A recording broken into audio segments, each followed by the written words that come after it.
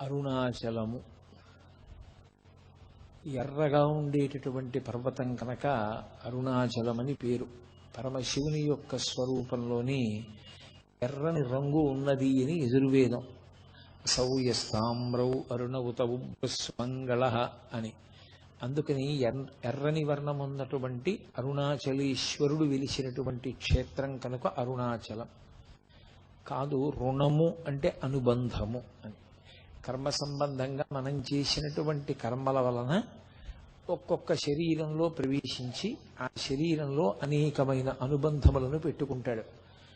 ఆ రుణ అంటే అలా అనుబంధములు, కర్మ సంబంధమైనటువంటి సంబంధములు పెట్టుకోవలసినటువంటి అవసరం లేకుండా జీవుడు జ్ఞానము వలన తాను పరబ్రహ్మమని తెలుసుకొని తత్వమసీ మహావాక్యమును ఇక్కడే అనుభవించి కైవల్య ప్రాప్తిని పొందడానికి అనువైనటువంటి స్థితిని అనుగ్రహించగలిగినటువంటి క్షేత్రమునకు అధిదేవత కనుక ఆయనకి అరుణాచలేశ్వరుడని పేరు. ఆ కొండకి అరుణాచలము అని పేరు.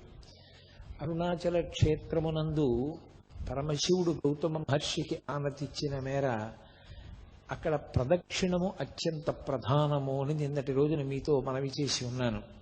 అలాగే అక్కడ జరిగేటటువంటి ఉత్సవాలలో దీపోత్సవము పేరెన్నికగన్న ఉత్సవము. అది భారతదేశం అంతటా కూడా అత్యంత ప్రఖ్యాతమైనటువంటి ఉత్సవంగా పరిగణింపబడుతుంది. అది కార్తీక మాసంలో వచ్చేటటువంటి పౌర్ణమి నాడు ఆ కృత్తికా దీపోత్సవము అంటారు. మనకి సాధారణంగా మనం పాటించేటువంటి నియమం ఏమిటంటే కృత్తికా నక్షత్రం ఉన్నప్పుడు దేవాలయాల్లో చెయ్యాలి, కార్తీక పౌర్ణమి తిథి ఉన్నప్పుడు ఇంట్లో చెయ్యాలి. పౌర్ణమి తిథిని ఇంట్లో కార్తీక పౌర్ణమిగా చేస్తాం. కృత్తికా నక్షత్రంతో చంద్రుడు కలిసిన రోజున కార్తీక పౌర్ణమిగా దేవాలయంలో చెయ్యాలి. ఈ దీపానికి ఎనలేని ప్రాముఖ్యత ఉంది. సనాతన ధర్మం అంతా కూడా దీపం చుట్టూనే తిరుగుతుంది. పరమేశ్వరుణ్ణి దీపంతోనే పోలుస్తారు, ఆత్మని దీపంతోనే చెప్తారు. అందుకే ఆత్మజ్యోతి అంటారు. అలాగే పరమేశ్వరుడికి పరంజ్యోతి అని ఒక నామం. ఆ నామం మీరు చూడండి, అమ్మవారి పరంగా చెప్పండి, అయ్యవారి పరంగా చెప్పండి, ఏ సహస్రనామంలో చూసినప్పటికీ కూడా పరంజ్యోతి అన్న నామం తప్పకుండా ఉంటుంది. పరంజ్యోతి నపుంసక నామం. అది స్త్రీ సంబంధమైన నామము కాదు, పురుష సంబంధమైన నామము కాదు. పరమేశ్వరుడు స్త్రీ కాదు, పురుషుడు కాడు, నపుంసకుడు కాడు. ఆయన వెనుకనందియుతానకు విభుతలంతు అంటారు పోతన గారు. ఆయన వెనక ఉండి కాంతి బిందువుగా ప్రకాశిస్తూ ఉంటాడు. ఆయన కాంతి ఎందే ఈ ప్రపంచమంతా ప్రవర్తిస్తూ ఉంటుంది. కాబట్టి కాంతి స్వరూపుడైనటువంటి పరమేశ్వరుడు కనుక ఏ సహస్రనామంలోనైనా సరే పరంజ్యోతి అన్న నామం తప్పకుండా కనపడుతుంది. అసలు ఈశ్వరుని యొక్క వెలుతురు ముందు ఏ వెలుతురు పనికిరాదు అని వేదం యొక్క తీర్పు. అందుకే ఆయన మించినటువంటి జ్యోతి ఇంకొకటి లేదు అని. నత్ర సూర్యో భాతి చంద్రతారకం నేమా విద్యుతో భాతి కుతోయమగ్ని త్వమేవ భాంతమనుభాతి సర్వం తస్య భాసా సర్వమిదం విభాతి అని. ఆయన యొక్క వెలుతురు ఎక్కడ ప్రకాశిస్తూ ఉంటుందో అక్కడ సూర్యచంద్రులు నక్షత్రములు కూడా ఇక ప్రకాశించవు. ఆయన వెలుగు ముందు ఏ వెలుగు పనిచెయ్యదు. అసలు ఈ ప్రపంచాలన్నీ లయమైపోయిన తరువాత ఏర్పడేటటువంటి స్థితి కటిక చీకటి. ఆ చీకటి తర్వాత ఇక వెలుతురు రాదు, ఎందుకంటే సూర్యచంద్రులు కూడా ఉండరు. అంత కటిక చీకటిలో ఈ బ్రహ్మాండములన్నీ జలములయందు లయమైపోతే ఆయన ఒక్కడే ఈ చీకటికి ఆవల పరంజ్యోతిస్వ లోకంబులు లోకేశులు లోకస్తులు తెగిన తుది అలోకంబగు పెంజీకటి కావల ఎవ్వండేకాకృతి వెలుగు అతని నేసేవింతున్ అంటారు. శరీరం ఎంత ఉన్నప్పటికీ అసలు శరీరంలో జ్ఞానేంద్రియములు అని ఉంటాయి. అవన్నీ వెలుగు సంబంధమైనవి. జ్ఞానేంద్రియము, జ్ఞానము అంటే తెలుసుకొనుట. తెలిసికొనుట అన్నది ఎప్పుడు సంభవం అంటే వెలుతురు ఉంటేనే. వెలుతురు లేకపోతే ఏదీ తెలియబడదు. అయోమేమి. లోపల ఒక దీపం ఉంది. ఆ లోపల వెలుగుతున్నటువంటి దీపపు కాంతి కంటి మీద పడితే కన్ను చూస్తుంది. ఆ ఆత్మజ్యోతి యొక్క కాంతి చెవి మీద పడితే చెవి వింటుంది. ముక్కు మీద పడితే వాసన వస్తుంది, నాలుక మీద పడితే రుచి చెప్తుంది, స్పర్శేంద్రియమైనటువంటి చర్మం మీద ప్రకాశిస్తే ఇది స్పర్శ చెప్తుంది. అందుకే నానాచిద్రఘటోధరస్థిత మహాదీప ప్రభాభాస్వరం జ్ఞానం యస్యతు చక్షురాది కర్ణద్వారా బహిస్పందతే జానామీతి తమేవాంతమనుభాత్య తత్సమస్తం జగత్ తస్మై శ్రీ గురుమూర్తయే నమగిదం శ్రీ దక్షిణామూర్తయే అంటారు శంకరాచార్యులు వారు. ఒక కుండను ఒక దాన్ని తీసుకొచ్చి దానికి కన్నాలు పెట్టి ఒక దీపం పెట్టి ఆ దీపం మీద కుండని బోర్లించారనుకోండి, చీకట్లో ఆ కుండ కన్నాల్లోంచి వెలుతురు పైకి కొడుతూ ఉంటుంది. అది కుండది కాదు, ఆ కాంతి.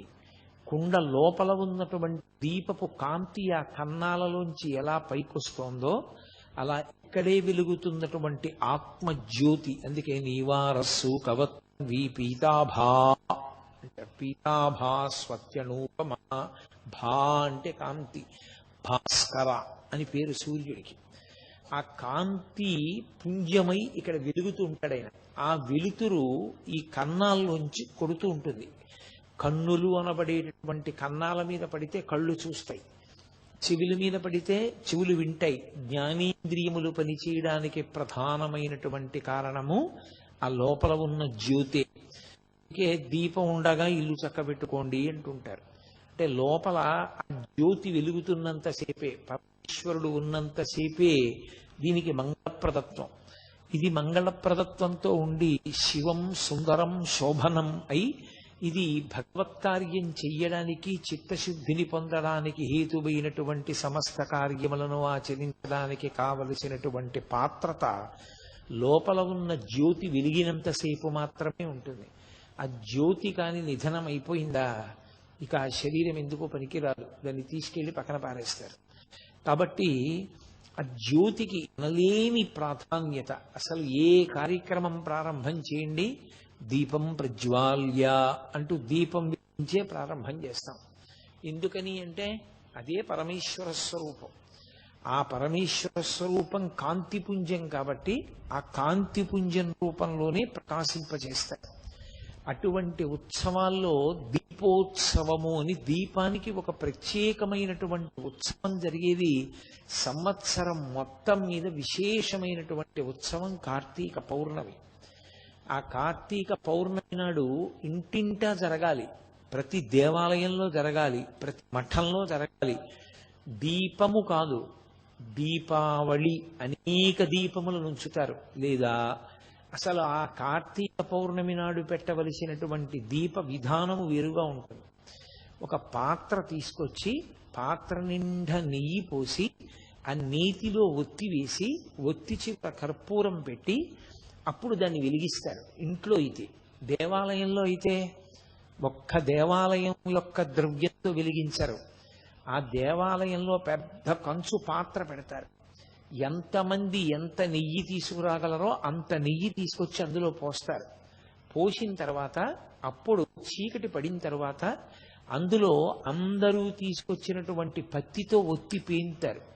పేని ఆ నీతిలో వెయ్యడానికి వీలైనంత పెద్ద దీపాన్ని, పెద్ద ఒత్తిని వేసి ఆ రోజు ఆ దీపానికి పెట్టే కర్పూరం కూడా ఒక్క దేవాలయంలోంచి వెలిగించరు. అందరూ భక్తులు తమ ఇళ్ల నుంచి తీసుకొస్తారు కర్పూరం. ఆ కర్పూరాన్ని ఆ ఒత్తి మీద అలదుతారు, అలది వెలిగిస్తారు. వెలిగించి ఎత్తైన ప్రదేశంలో పెడతారు. అందరూ చూడ్డానికి వీలుగా ఉంచుతారు. దాన్ని ఉంచితే అప్పుడు అందరూ ఆ దీపాన్ని చూసి ఒక శ్లోకం చెప్తారు. అది ఇంట్లో చెయ్యండి, దేవాలయంలో చెయ్యండి. ఆ శ్లోకం చెప్పకుండా మాత్రం ఆ దీపం పెట్టకూడదు. అది ప్రధానమైనటువంటి ఆచారం. ఎందుచేత అంటే మనుష్యుడిగా జన్మించినటువంటి వాడు పరమేశ్వర అనుగ్రహాన్ని సమస్త ప్రాణుల మీద ప్రసరింప చెయ్యడానికి యోగ్యమైన కాలము ఒక్క కార్తీక పౌర్ణమి మాత్రమే. ఆ దీప ప్రకాశంగా పరమేశ్వరుడే ఉంటాడు, ఆ జ్యోతి ప్రకాశంగా. అందుకే త్రయంబకుణ్ణి కాని దామోదరుణ్ణి కాని వీళ్ళిద్దరిలో ఎవరో ఒకరిని ఆవాహన చేస్తారు దీపం మీద. దామోదరమావాహయామి అని త్రయంబకమావాహయామి అని కాని అని అక్షతలు వేసి అప్పుడు ఆ దీపపు కాంతి వంక చూస్తూ అందరూ కలిపి ఒక శ్లోకం చెప్తారు. మీ అందరికీ సుపరిచితమే, నేను అనేక పర్యాయాలు మీతో చెప్పిందే. కీటాః పతంగాః మశకాశ్చ వృక్షాః జలే స్థలే ఏ నివసంతి జీవాః దృష్ట్వా ప్రదీపం నచ జన్మ భాగినః భవంతి త్వం శ్వపచాహి విప్రాః అని చెప్పాలి. అంటే ఈ దీపాన్ని నేను వెలిగించాను. ఈ దీపపు కాంతి కేవలముగా ఒక జ్యోతి యొక్క కాంతి కాదు, ఇది పరమేశ్వరుని యొక్క వెలుగు. నేను ఈ ప్రపంచంలో ఉన్న అనేకమైనటువంటి వస్తువులు వాడుకుంటున్నాను, అనేక జంతువులలో ఉండేటటువంటి సారాన్ని నేను తీసుకుంటున్నాను. ఆవు పాలు వాడుకుంటున్నాను, ఆవు నెయ్యి వాడుకుంటున్నాను, గేదె పాలు వాడుకుంటున్నాను, కుక్కతో ఇల్లు కాయించుకుంటున్నాను, ఏనుగుతో బరువులు మోయించుకుంటున్నాను, ఒంటె మీద ప్రయాణం చేస్తున్నాను, గుర్రం మీద ప్రయాణం చేస్తున్నాను, నీటిలో చేప తెచ్చి తింటున్నాను, ఆకాశంలో ఎగురుతున్నటువంటి పక్షిని పట్టుకుంటున్నాను, ఆ పక్షి మాంసం తింటున్నాను. నేను ఎగరకుండా పక్షి మాత్రమే ఎగరడానికి ఉన్నటువంటి ఆకాశంలో విమానంలో తిరుగుతున్నాను, నీటిలో ఓడ మీద తిరుగుతున్నాను, భూమి మీద నడుస్తున్నాను. పరమేశ్వరుడు ఒక్కొక్క ప్రాణికి ఒక్కొక్క పథాన్ని నిర్ణయిస్తే నేను మాత్రం అన్నీ అనుభవిస్తున్నాను. ఆ ప్రాణులన్నింటినీ ఉద్ధరించవలసినటువంటి కర్తవ్యం కూడా నా మీద ఉన్నది అనేటటువంటి బాధ్యతతో ఆ రోజున కర్తవ్యతానిష్టతో ఆ దీపాన్ని వెలిగించి చెప్తారు. కీటాః పతంగాః మశకాశ్చ వృక్షాః. ఆ దీపం వెలిగిస్తే ఎప్పుడూ దీపం వల్ల చనిపోయే ప్రాణి ఏది అంటే దీపపు పురుగు. ఇన్నాళ్ళు అది దీపం మీద పడుతోంది, చనిపోతోంది, మళ్ళీ పుడుతోంది, అందుకని దానికి శలభం అని పేరు. అలాంటి దీపపు పురుగు ఈ దీపం మీదకి వచ్చి పడి చనిపోతే ఇక దానికి జన్మ ఉండదు. అది పరమేశ్వరుని యందు పడిపోయింది. కీటాః పతంగాః మశకాశ్చ వృక్షాః. దోమలు, ఈగలు, కదలలేనటువంటి చెట్లు, ఈ కాంతి చెట్టు మీద పడితే చెట్టు యొక్క జీవుని పాపములు పోవాలి, లోపల జీవుడు ఉంటాడు, ఆ జీవుడి పాపములు నశించాలి. కాబట్టి మశకాశ్చ వృక్షాః జలే స్థలే ఏ నివసంతి జీవాః. నీటిలో ఉండేటటువంటి ప్రాణులు, భూమి మీద ఉండే ప్రాణులు, ఈ కాంతి పడడం వల్ల ఆయా ప్రాణులన్నీ కూడా ఈశ్వరానుగ్రహంగా తమ పాపములు పోగొట్టుకుని పరమేశ్వరుడికి దగ్గరవ్వాలి. భవంతి త్వం శ్వపచాహి విప్రాః. అసలు భగవంతుడు వేదము అన్న రెండు మాటలు పక్కన పెట్టి దేని కొరకు బ్రతుకుతున్నాడు అంటే కడుపు నింపుకోవడం కోసం. కడుపు నింపుకుంటే కంటికి నిద్ర, నిద్ర లేస్తే కడుపు నింపుకోవడం, ఈ రెండు ఉంటే భోగం అనుభవించడం.